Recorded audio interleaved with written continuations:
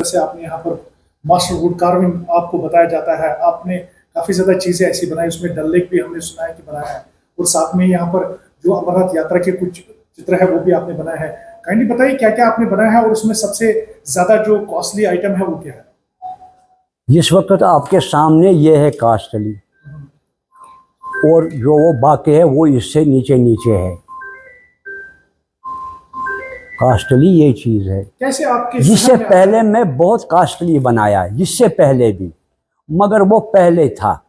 उस वक्त यहाँ आने जाने का, फॉरेनरों का बहुत आना जाना है, वो कम हो गया क्योंकि हालात के वजह से।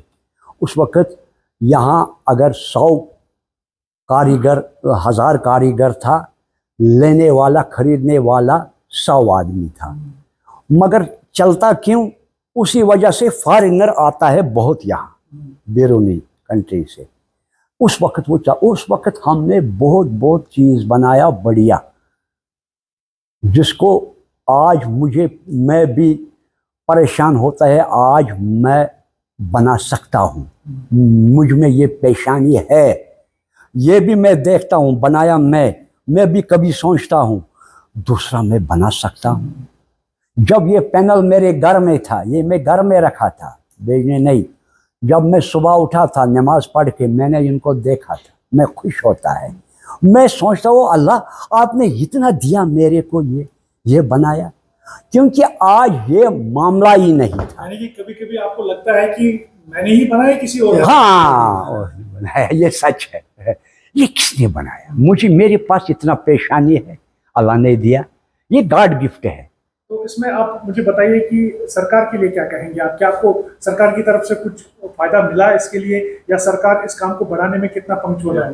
मैंने गया ही नहीं आज तक सरकार को। आपके पास सरकार आई? मैंने बोला था ना, एक दोस्त ने ये वीडियो मैंने उठाया, वो डाला था मोबाइल में, फेसबुक में। ये डायरेक्टर महमूद साहब ने देखा, ये पूछ के आया, उसी बंदे को बोला वो इसको फ़ोन नंबर दो, ये मेरे पास आया। ये सच है। ये जब देखा था वहाँ, मैं बोला था मैं एग्जिबिशन लगाऊंगा यहाँ। मैं बोला क्या ये कुछ चीज़ें हैं, कुछ पेन है, ये अपने लिए है, घर के लिए, क्यों जिस लिए रखा था वो आप बोलेंगे क्यों बनाते हैं, जब बेचता ही नहीं, जब यहाँ अफोर्ड कोई नहीं करता है। ये फॉरेनर के बगैर अफोर्ड कोई नहीं करेगा। अगर यहाँ किसी को एक्सपोर्टर को लेंगे, वो तो बहुत सोचेंगे, वो सोचेंगे जिसको हम 100 रुपया दिन को मजदूर लेते हैं तो आप 800, वो सोचते हैं इसको 100 रुपया ठीक है। लिहाजा ये फॉरेनर के बगैर अफोर्ड कोई नहीं करेगा। यहाँ पर इसके खरीदार नहीं, इसी लोग है, लेते हैं, बहुत लोग है, कश्मीरी छोटा बड़ा घर में रखता है, मगर कास्टली वो नहीं अफोर्ड करेंगे। इसमें जो नई जनरेशन के लोग हैं वो इससे दूर क्यों भागते हैं? क्या इसमें फ्यूचर नहीं है? क्या सोचेगा?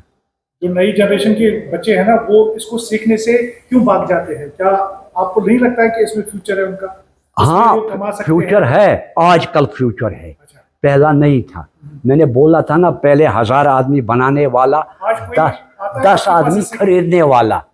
हम उसका मानना पड़ेगा। अगर वो हमको कुछ भी कहेगा, गलत भी कहेगा, हम छुप छाप से बैठना क्यों? एक अनार 10 बेमार। जब उधर एक ही था, 10 ही बंदे लेते हैं, एक्सपोर्ट करते हैं, हज़ारों लोग बनाते हैं, हम मजबूर हैं। आज ये अपने मुल्क में खर्च है। अगर आज का लड़का इस काम में बैठेंगे वो बहुत पैसा कमाएंगे। मैंने इसको सिखाया, अपना बनाया। ये समझो आप, ये 120 साल का है। ये कितना बच्चा लगता है आपको? ये कितना उम्र का लगता है? ये कोई 30 साल। जो मेरे 70 साल इसका, जो मैंने 70 सालों में देखा, सिखाया, मैंने इसको दिया था। तो नौजवान सीखने के लिए आते हैं आपके पास? आते हैं, हाँ, कोई आते हैं जिसको शौक है, बोलता है। मगर आजकल का नौजवान को होता है सुबह जूता पकड़ना है, बाइक पे चढ़ना है और घूमना है, कंपनी में काम करना है। इस काम को सुबह से बैठना है, शाम को उठना है। ये कुछ लागू है। लिहाजा मैं गवर्नमेंट को बताऊंगा ये किस तरह कामयाब हो जाएगा। उसको वो बाइक वाइक वो छोड़ेगा, वो भी पढ़ा लिखा है, वो दूसरा काम भी करता है। पता है कैसे कामयाब? कॉलेज में भी वो जाता है। ये बनाओ, गवर्नमेंट बनाओ कंपलसरी, ये कंपलसरी सब्जेक्ट स्कूल लेवल से स्कूल लेवल से बनाओ कंपलसरी। जिस तरह आपने बनाया इंग्लिश, ये कंपलसरी है, उर्दू कंपलसरी है, बाकी चीज जो बाकी जुबान है कंपलसरी बनाया।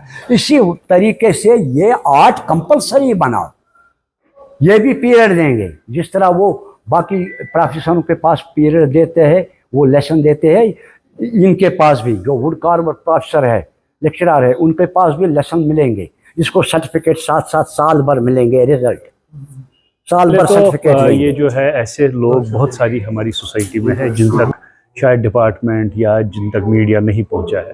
तो हमारी कोशिश है इस सोसाइटी में ऐसे नामी गिरामी जो आर्टिज़न है, जिन्होंने पूरी ज़िंदगी दी है क्राफ्ट को, उनको बाहर लाना और उनको लोगों के सामने लाना और उनका फ़न लोगों के सामने लाना।